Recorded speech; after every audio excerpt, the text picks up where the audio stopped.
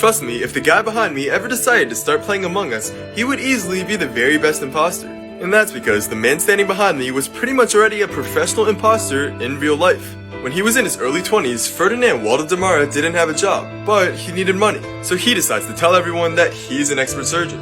I guess they just didn't do background checks back then because he actually got hired as a surgeon aboard a naval ship. At that point, things were going great for Ferdinand. I mean, there was really nothing for him to do, and he was getting paid. Then, the Korean War came, soldiers started getting injured, and Ferdinand was actually expected to treat them. What made things worse was that he was literally the only surgeon on board, so everyone who was injured was his responsibility. It was a pretty hopeless situation, but I didn't call Ferdinand a professional imposter for nothing.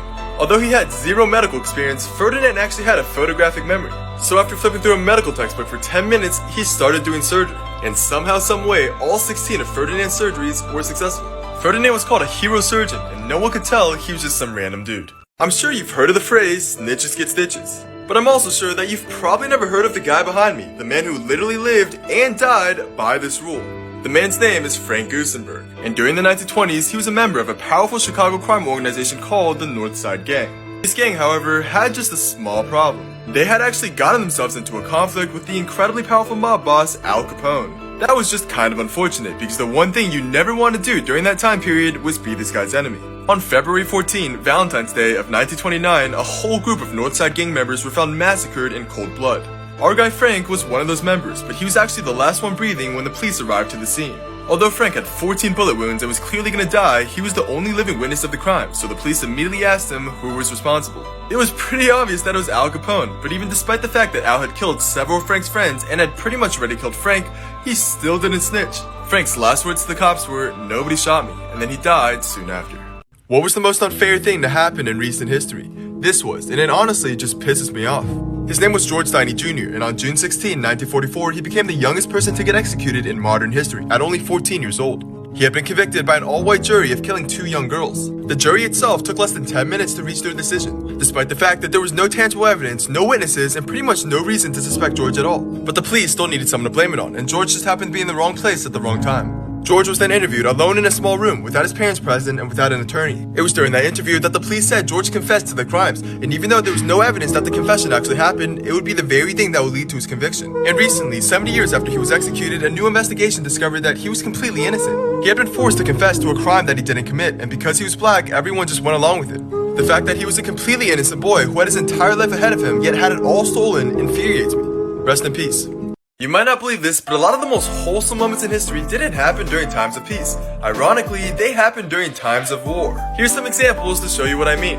During the Revolutionary War, a British general accidentally left his dog behind while retreating from battle. When George Washington found out, he called a temporary truce, just so he could return the dog back to its owner. One Christmas morning during World War I, British and German troops were in the middle of a battle. But out of holiday spirit, both sides decided to stop fighting and gather together in no man's land, where they sung carols and exchanged presents. The country of Liechtenstein's last battle happened in 1886. During this battle, they sent out 80 soldiers, but 81 actually ended up returning because they made a friend in Italy. And during World War II, when a German fighter pilot spotted a damaged American bomber, instead of shooting him down, he decided to escort him to safety. After the war ended, the two actually found each other again and became close friends. Who knew war could be this wholesome? Back in 1948, a Florida man named Tony Signorini wanted to have a little bit of fun. So he decided to create a massive pair of 3-toed metal shoes. And then he began heading to different beaches at night when no one was there, before stomping around and leaving a bunch of huge footprints. People were immediately convinced that it had to be a massive penguin. And the tracks were so convincing that even expert zoologists like Ivan Sanderson believed that there was no way it could be a hoax. Somehow, Tony managed to keep his prank a secret for 40 entire years. And it was only in 1988 that he told everyone the truth.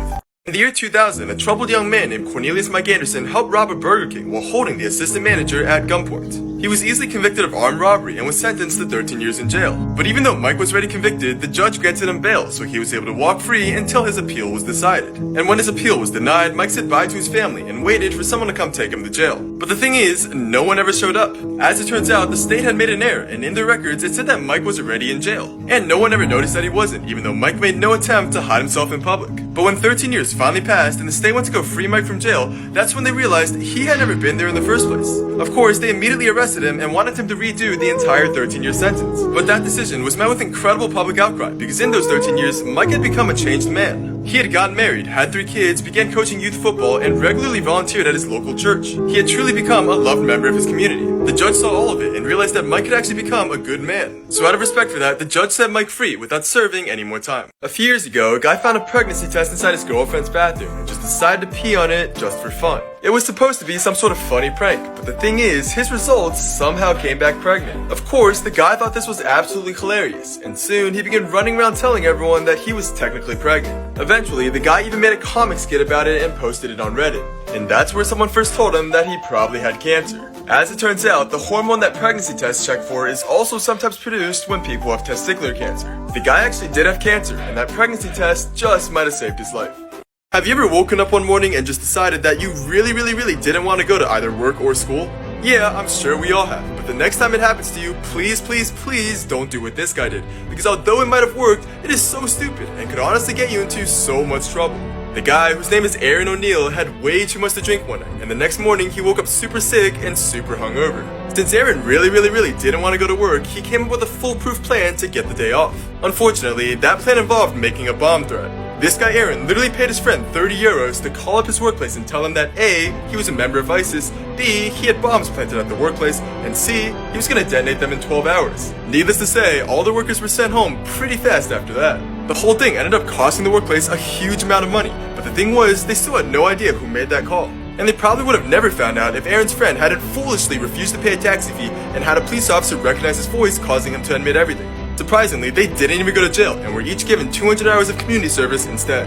In 1964, 2 high schoolers came up with an idea for their high school science fair project. They were going to test just how long they could go without sleeping and record all the side effects that happened along the way. The 2 friends decided to flip a coin, and the one who lost, Randy Gardner, was the one who had to stay awake. After getting both a Stanford sleep researcher and a US Navy medic to watch over their experiment, they were finally ready to begin. After the first 3 days, Randy both felt fine and looked fine, and still had a good amount of energy. But when day 4 came, he began experiencing some really strong mood swings, and after day 5, he began to hallucinate. It was much easier to stay awake during the daytime since Randy would always go outside and play basketball with friends. But when nighttime came, there was really nothing to do, and that was when Randy really started struggling. Randy ultimately stayed awake for 11 entire days, or 264 hours, setting a brand new world record. Afterwards, he slept for 14 entire hours, and once he woke up, he actually felt pretty okay. He even went to school, and just like that, everything was back to normal. However, Randy is 74 now, and because of that experiment, he still has trouble sleeping at night to this day. The guy you see behind me is Michael Cicconetti, and he's probably the most chill judge to ever exist. You see, he doesn't exactly believe in jail time. Instead, he prefers to come up with more creative punishments that he believes are more effective. Punishments that are usually related to the crime that was committed. For example, when a woman abandoned 35 poor kittens in a forest and was convicted of animal abuse, Michael made the woman spend a night alone in the forest while there was a blizzard going on. When a woman took a taxi for 30 miles and then ran off without paying, he decided to make her walk 30 miles. And when a man committed a traffic violation while calling police officers pigs, the guy had to stand next to a pig on a busy road with a sign that read, "This is not a police officer." And the great thing is, Michael's punishments aren't just interesting, they're actually effective. Around 75% of people who go to jail commit another crime after they get out. But only 10% of people who undergo Michael's punishments end up committing another crime. Believe it or not, the woman you see behind me hasn't even cracked a smile in literally 40 years. You might think it's because she's miserable, but that's definitely not the case. Her name is Tess Christian, and when she was 10, she told herself she would never laugh or smile again so she could avoid wrinkles and always look young. She definitely kept her word and didn't even smile when her own daughter was born. But the thing is, this is what she looks like today at age 50. Do you guys think it's really worth it?